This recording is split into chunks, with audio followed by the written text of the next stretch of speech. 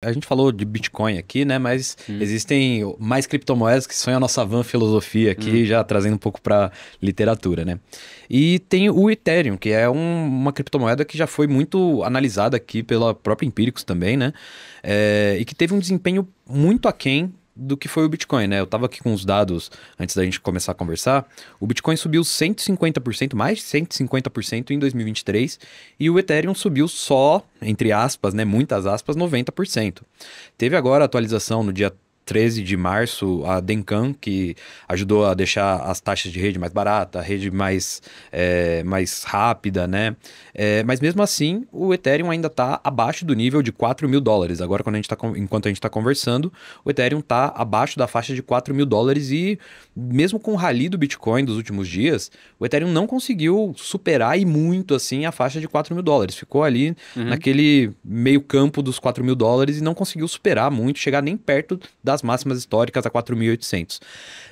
Por que que o Ethereum agora ficou meio de lado, mesmo com esse rally, mesmo como o Vini falou, verão de cripto agora, sendo que ele é uma criptomoeda tão promissora, criadora de outras criptomoedas, uma Layer 2, assim, o que que Uma aconteceu? infraestrutura, É né? uma infraestrutura, exato.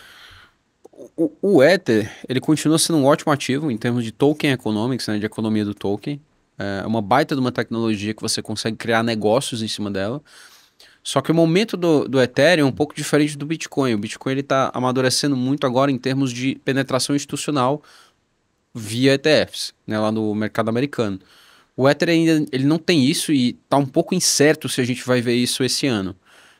Havia uma expectativa de que está em pauta isso ainda, né? A SEC tem que SEC é a CVM americana, tem que discutir se vai aprovar ou não os ETFs à vista de Ether. E aí tem toda uma discussão, né, para ver se isso vai ser aprovado.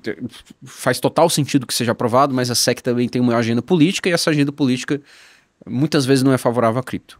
Uhum. Então, aí os especialistas em ETFs, né, da Bloomberg, estão aí botando uma chance de 30% de aprovação em maio, que é 23 de maio, que é a data final para aprovação desse ETF de Ether. Então, o Ether ele depende muito da demanda do varejo ainda. Né? Ele não tem essa penetração institucional que o Bitcoin tem agora. Se você me perguntar, o Bitcoin ele teria batido a máxima sem ETF? Eu duvido. Eu duvido muito. Acho que ele estaria aí por volta dos 40, 50. Os ETFs foram cruciais para a gente bater a máxima antes mesmo do halving.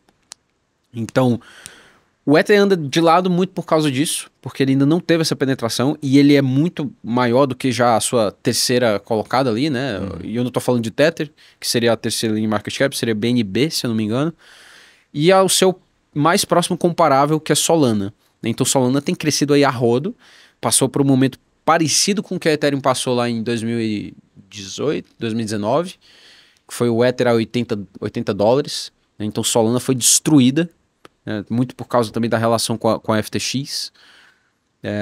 Então o Ethereum tá meio que nesse... Tá se valorizando muito esse ano, mas não tá batendo o Bitcoin ainda. A gente espera que vá bater esse ano ainda. Por quê? Tem um sinalzinho que a gente olha, né? Que é a cotação do Ether em BTC. E conforme ele vai quebrando certos níveis de preço, aí a gente teria uma expectativa de que ele outperformaria o Bitcoin. É isso que eu ia perguntar, assim, o fato do Ethereum ter subido menos que o Bitcoin não cria aí uma oportunidade talvez maior no Ether hoje? O que a gente fez nas nossas carteiras no Exponential, né? Como o Ether estava variando menos em relação ao Bitcoin, a gente decidiu pegar ativos que estão ligados ao Ethereum, ou seja, se o Ether se movimenta 1%, esses ativos eles se movimentam, sei lá, 2, 3%. Da mesma forma, se o Ethereum ele performa negativo, esses ativos podem performar mais negativo que o Ether, né? Então, é o que a gente chama de beta. É uma medida estatística de finanças, né? Para um ganho de variabilidade olhando para um índice. No caso, esse índice é o Ether. Então, a gente se expôs ao Optimism, a Matic, que são as segundas camadas da rede Ethereum, né? Se você pensar na Ethereum como uma blockchain, você tem essas blockchains que funcionam em cima de uma blockchain. E aí elas só fazem transmitir os dados, né? Transmitir as informações consolidadas para a camada base. Por que elas existem? Porque o custo de utilizar a Ethereum camada base é muito caro, por causa da arquitetura dela. Né? Porque ela é muito segura, mas tem um preço de você ser muito seguro, que é essa questão da taxa de transação, né, do valor do bloco. Então você teve essa atualização, que foi muito boa para as segundas camadas, mas não para Ethereum, porque a taxa lá continua a mesma coisa. Agora para Polygon, para Arbitrum, no próprio Optimism, é muito barato de você estar negociando lá agora. É 10 vezes mais barato do que era há uma semana atrás.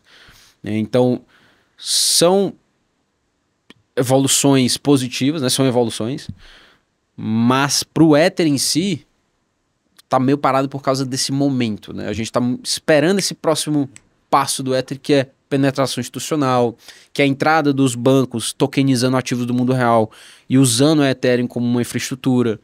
Então tem uma série de desenvolvimentos que a gente espera do Ether, mas a gente ainda não tem essa definição no mercado.